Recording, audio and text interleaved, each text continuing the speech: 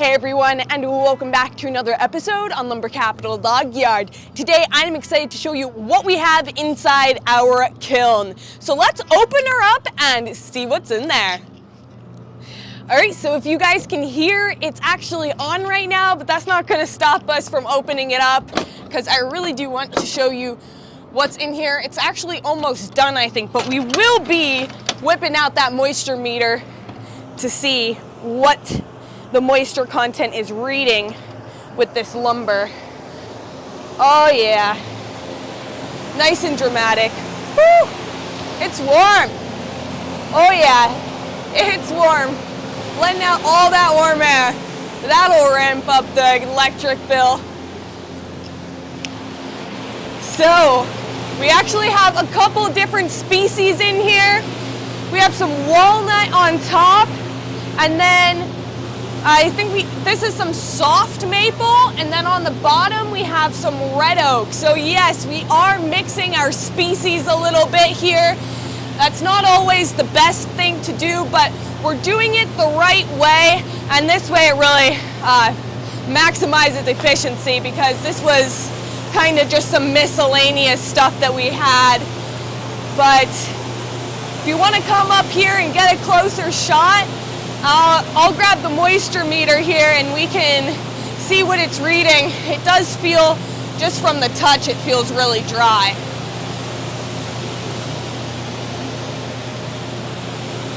We also have some firewood in here as well, drying, filling in all those little gaps. A quick break from today's video. I have been spending all of my free time making these cute little bookmark shelves. I really love making them, so we're actually now offering them on lumbercapital.com. I actually do a signature, like a carved in signature with a Dremel on the back, as well as a little engraving that says LCLY. They're available for purchase on our website right now, so make sure that you head on over there and order one for yourself now. Also, you can check out all of the other lumber that we have available if you're more into making things than buying them. But if you're not a woodworker and you can't make one for yourself, please check them out today, lumbercapital.com. Now back to the video. All right, I have a Delmhorst moisture meter here, and we have it set to black walnut, so we're gonna measure what some of this reads here. When I poke the prongs as far in as they'll go, we're still reading 27%, so this stuff is not quite done yet. Definitely needs a little bit longer. All right, let's set it.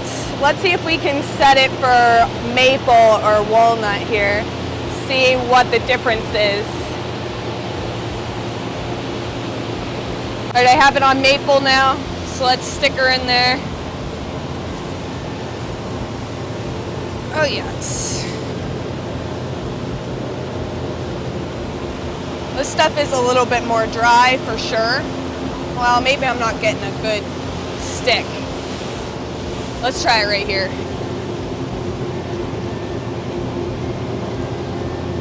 A little bit tougher. 11%.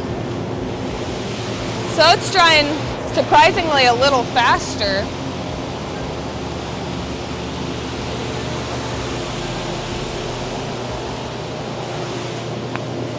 I just want to try it one more time.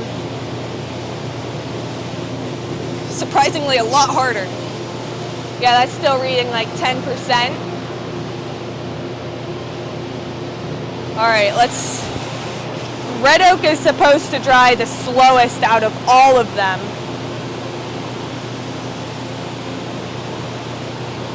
Red gum, okay, red oak, here we go. So we have some red oak down here.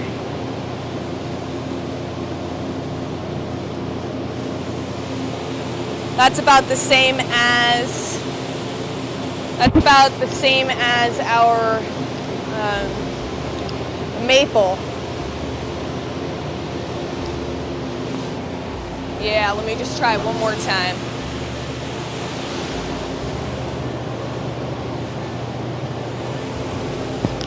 Yep, it's reading about 10%.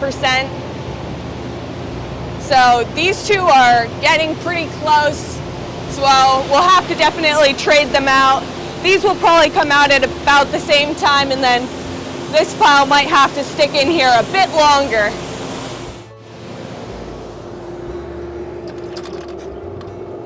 All right, let's seal it back up. So when you dry multiple species, it's always the best idea to dry at whatever the slowest species rate is. So with this pile in here, the species that's supposed to dry the slowest, which means lose the least amount of moisture per day, is red oak. So oaks are pretty tricky when it comes to kiln drying. So what we have to do is dry all of the material at that rate. Obviously, the slower you dry something at, it's not going to be an issue. It's when you start drying stuff really fast that you get all of the problems. So we're drying this stuff nice and slow. So even though we have multiple species in there, they should all come out just fine. The other thing that we did do was we air dried it all first. I don't know if you've seen some past videos of me talking about how we use our solar kiln up at the log yard to dry everything first, which is ideal, to dry stuff slowly outside for a little bit before sticking it in there. And you know, it usually works out perfect like that anyways. So yeah, thanks for watching today's video. If you guys enjoyed, give it a thumbs up and subscribe to the channel for more wood related content. Other than that, we'll see you back here next time. Bye.